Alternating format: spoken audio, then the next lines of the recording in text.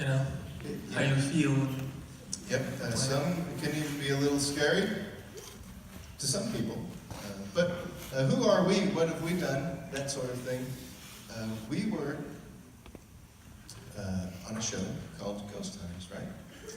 I can say were because that is in the past, and now we have a new endeavor we'll be coming up on. But we basically traveled the country and tried to disprove hauntings for a long, long time. Just rewinding back to give you a very quick, excuse me, to give you a very quick rundown.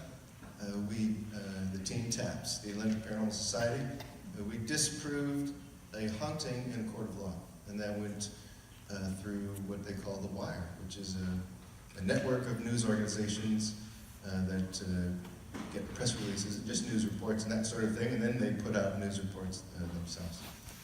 And from that, we started getting production companies, all these Hollywood-type people saying, do you guys really do that? Like, this is real? Because the New York Times and a few different places picked it up and put it out there as something that they thought was pretty cool. At the time, we had an author with us named Jody Picoult. She writes some stuff now. Nice gal.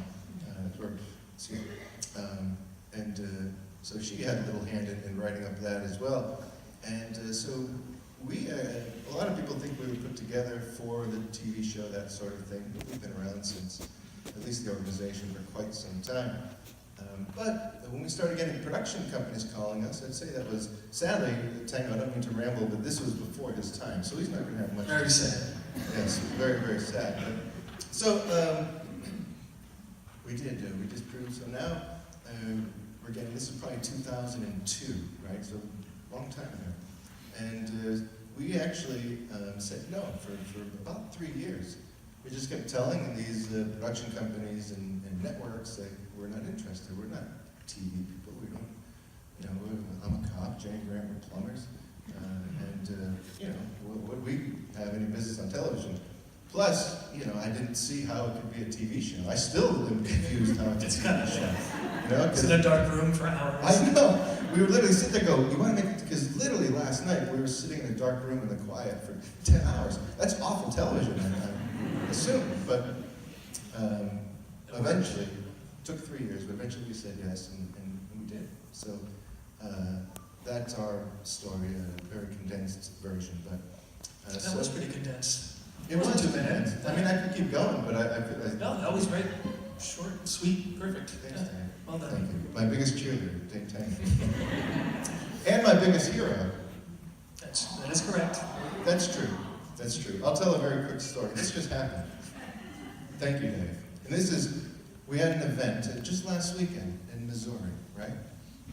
And those of you who have watched this show, who knows that I am afraid of spiders? Okay. Everybody here.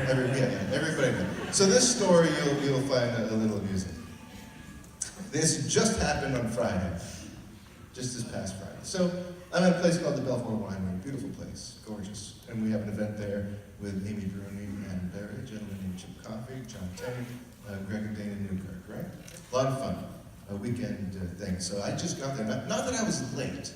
I wasn't late, I was pressed for time but not late. So I get there. It's your style. Right, yeah.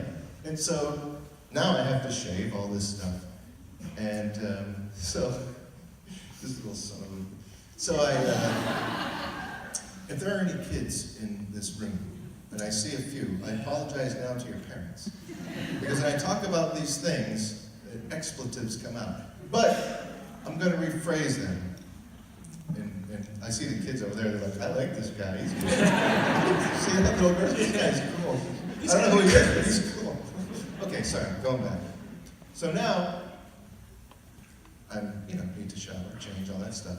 I turn the shower on, and I see this spider just come down and land in the bathtub, and that's not an exaggeration. It's not, I mean, maybe a little exaggeration, but it was, now it's, and so, why did I laugh already? Now I can't go in the bathtub or the shower, right? I just can't go in there. It's there. So then you just answer something, because you were in the room, in your bedroom part. Right. So you ran out. I ran out. Okay, Like and a then you bullet had moved. Okay, through the night. because you turned the shower on, or the Well, I turned it off. right. And yeah, okay. Okay, So go on. Thank you. we'll get to it. Yeah. So that happened, and now I jump out and run, and I'm naked, right? Because I was going to shower, ran out, and I says to Dave, I call him. I said, well, I was having a hard time with it. I don't just. I'm hearing insane murderous screaming. I didn't know he was right next door to me. And I'm thinking like Adam Berry was out there like screaming, because he likes to scream and sing and stuff. I'm like, but then it sounded like this person was getting attacked. Like, like not a guttural thing was happening. Ah, ah. I'm like, holy crap. And I hear, he calls me. He's like, Tango. And he's out of breath. I'm like, what's wrong, man? He's like, dude, can you please do me a favor? I'm like, what's the matter? It's like, dude, there's an effing spider in my tub. It was, and he came over, right? Well, I didn't have time to get dressed before he came over, so I hid on the other side and poked my head around. You didn't have time to get dressed. I didn't have time to get dressed. Yeah, I didn't have time. So I'm still naked, and he comes into my room, and he's like, but anyway, he did it for me. He grabbed it, and he pulled it out, and took care of it, or else I wouldn't have been able to shower or anything. But a lot of people make fun of me. They really do, because I'm afraid of spiders. All the time, what's wrong with you? They're so much smaller than you. And I have the same comeback every time. So we're grenades, a-hole. Like, let me throw one of those at you and see what you do, right? It's true, man. He was big. I do admit. He was. I took a picture. I never showed it to you, actually. Thank you. Yeah, well, Thank you. Oh, I'm having flashbacks now. yeah. Just see your face just peek over it. Yeah. That's actually not the first time Dave Tango has seen me in that sort of predicament, but we won't tell that story in lieu of young folks in here, because it could be a little grisly. But in any case, out of all of the places we have been, right, and this is just a little game we like to play, and then we're going to get into some fun videos, and we even brought some audio clips of different things, and we'll show you some stuff. But out of the places that we have been, right, what are some of your favorites? And you can just yell it out. You don't have to. No structure. Fort Mifflin. Fort Mifflin. Oh man, that's nearby. Very close. Eastern State, Fort Mifflin. Trans-Allegheny. Going too fast. Hold on. Time out. Gettysburg. Oh yeah. San Augustine. Yes. Oh, Yes. Stanley Hotel. Of course, the Southern Mansion. Of course. oh hey. I have a story. Right. I have a story. This is about Eastern State Penitentiary, because we're very close to each other, right? Yes. So, and I'm going to get your opinion on this if you don't mind. We're there filming, right, 2003, sadly before Tango's time, right? And, well, yes, it was that time. I'll give you a little TV, nobody recorded this, but a little TV magic. That nobody actually said that. Isn't that crazy? It was one of the editors, so there's no audio. Did you even know that? I did, and I forgot. Oh, yeah. Just reminded me. So thank you. Nobody actually yelled, dude, right? It was like and then Ryan's like, I didn't even say that. Now I feel stupid. I'm like, you should feel stupid because you ran out of the place. But anyway, sorry. So, we're there. We investigate. This is the very first time we go. Eastern State Penitentiary, right? And beautiful place. How many of you have been to Eastern State? Sure. Wow. Oh yeah, great. As you should. You're very close. It's history. It's beautiful. Some grisly things happen there. Not necessarily physically, but some mental anguish. So we're there. We're investigating, and we always keep notes. A notebook, right? And we log everything. Things that happen, equipment people have, so nothing gets lost, right? Because things do get lost, believe it or not. And so we're there, and we don't need those notes anymore, so whatever we do, we throw them out, I guess, I don't know. And we leave. Now, Grant actually drew a leprechaun on this particular one, and it was all the notes. We'd log our cameras, everything, and who knows. Now, This place was in shambles. When we were there the first time, there were no supposed ghosts, that sort of thing. We went there and sort of blazed that trail. The place was in disarray, rubble. Those of you who went there maybe 15 years ago would remember this, but it was just debris and rocks. And there were paths you could walk, but for the most part, it was in complete disarray. Over time, luckily, thankfully, to some of the efforts of our show and doing events there, they were able to get quite a following, and now they've renovated and that sort of thing. So we go there now. This is our second investigation there. Whatever happens, it was filmed. And now, fast forward from the very first time we were there, we're talking 12 years maybe. We're there with Ghosthunters Academy, a show Tango and I did, right? Called Ghosthunters Academy. And we call them cadets, right? Or students, whatever you want to call them. We're bringing them around and telling them what to do and that sort of thing. And now we're walking down Eastern State Penitentiary, right? And this is going to be a fun experiment to see who's on one side and who's on the other. So now I'm walking and we're talking with the cadets. This is 12 years later. This place has been remodeled, painted, cleaned, rubble gone, tours, millions of everything. And so I'm walking, and there's maybe 7 people around us, a camera guy, sound guy, whatever else. Walking, right? And I notice a piece of paper stuck to my shoe. I said, what the heck is this? And I reach down, and I pull off this piece of paper, right? And I open it up. And it's like, it's yellow, right? Lined yellow. And it's our notes from the very first time we ever went there, right? So this is 12 years later, and building has gone through all kinds of, everything you can imagine, stuff hauled away, painting, whatever. Thousands of people gone through, haunted houses they have there, everything. And how did that piece of paper find its way onto my shoe? What's it even still doing there? It doesn't make any sense. Like, honestly, but I think it's a coincidence. I really do. I do. Who out there thinks it's a coincidence? And who doesn't? Who thinks it's paranormal? Wow. Overwhelming. I think it's a ghost. Yeah. That'll tell you something about Jersey. No, just kidding. Hey, we're tough, watch out. I know, I'm in your neighborhood. All these red dots start showing up. I know what's going on. All the adults are like, yeah, the kids are like, what's he talking about? Yeah, it was crazy. It was nuts. Yeah. I can't believe everybody thinks it was a ghost. I think it was a coincidence. I mean, like, to see something like that happen, like, say there's a ghost. You see, like, a paper floating over, like, and it goes underneath this, butt. Like, no. What would it would just materialize? Like, how would that Everybody work? would have seen. If it was paranormal, how would it get there? Like, physically? Because it was a physical piece of paper, Man. It's interesting. One more location, and then we're going to get to some videos. This game's more fun for us than even. It is, yes. It's so fun. It brings back memories. Every time. Because we don't always remember the places we've been, because they kind of, and it sounds shameful to say it, but they kind of all melt together until people start to say this and that, and you go, oh yeah, okay.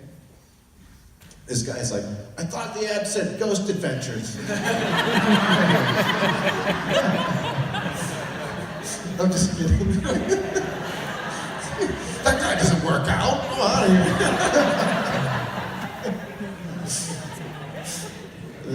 That's good, Steve. That's a good one.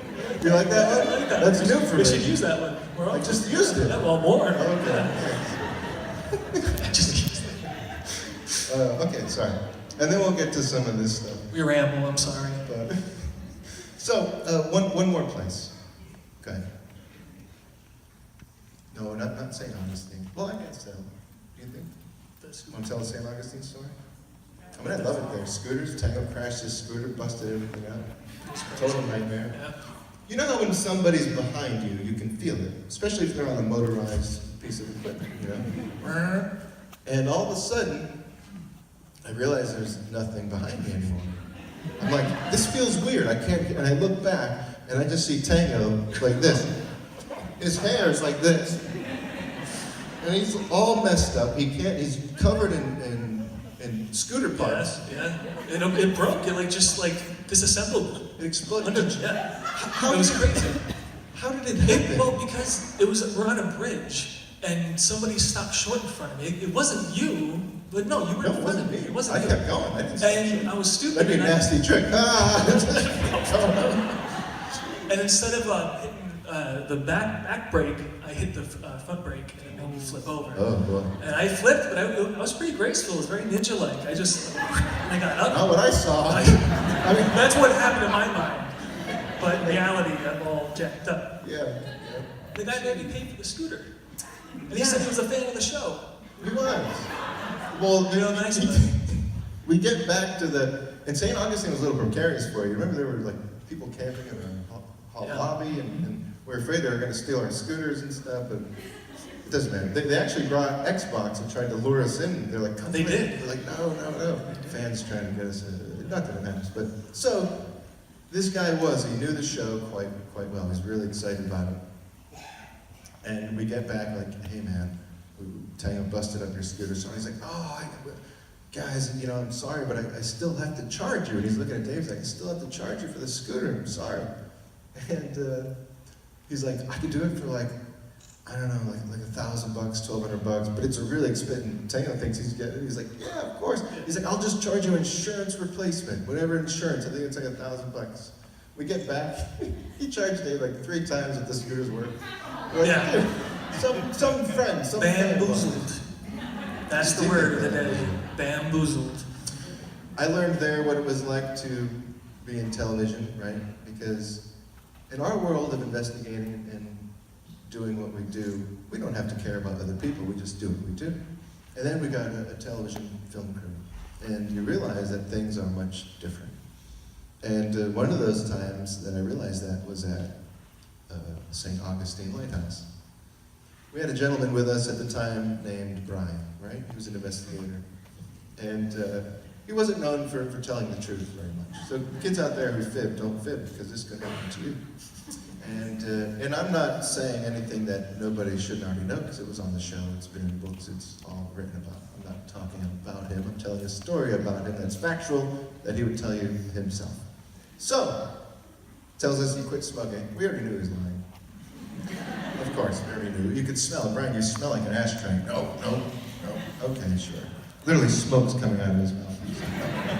That's not. But now, so, the lighthouse, right? How many stairs do you think? 4? I don't know. I'm not even going to guess. But a lighthouse, right? Picture it. St. Augustine, very tall. Brian, that wireless audio has to go up there. Okay. Goes up all the way up. All the way up, right? He sets up the wireless audio. And then comes all the way down. And now he's a little labored. His breath's a little heavier. He's like, okay. And all of a sudden, Jay now looks at me and he's like, everyone knows Jay, obviously. And he's like, hey, Brian. And we know he didn't quit smoking, obviously. Brian, it sounds like the wireless audio, the batteries need to be changed. I don't know what's going on. So he has to go all the way back up. Goes all the way up, changes the batteries, comes back down. And now he's a little bit like this, and he's like, and so now I say, oh, Brian, I don't know, I think we need it on a different frequency. Look, nothing's working. God, are you serious? And this is an exaggeration. He's sweating. He can't catch his breath, which is really sad. We probably could have killed him. Yeah. I mean, honestly, we probably could have killed him. But so, now he goes all the way back up and down. This is the 4th time. The kids in here are like, who cares? It's a lighthouse. I'll go 40 times. But to an adult, that's quite a lot of, I mean, it's crazy. Now he can't move. He can't breathe. He really can't. And now I go like this, and this usually has a few cuss words, but they're coming out. And so now I look, right? And I look up and I go, Brian, I think, and I look to just over his shoulder, and I see the sound guy and the camera guy looking at me like this. Don't you do it! Because they have to follow him every single time, right? Every single time. They have to go up and back down. And the equipment. Carrying a camera, a 40-pound, audio kit, with the look on their faces. I didn't quite get it then, I was like, Brian, and I see him looking, don't you, they're sweating, the kid. And I was just like, it's fine, dude, it's fine. It's fine. Oh, man. That was very funny. I like that story.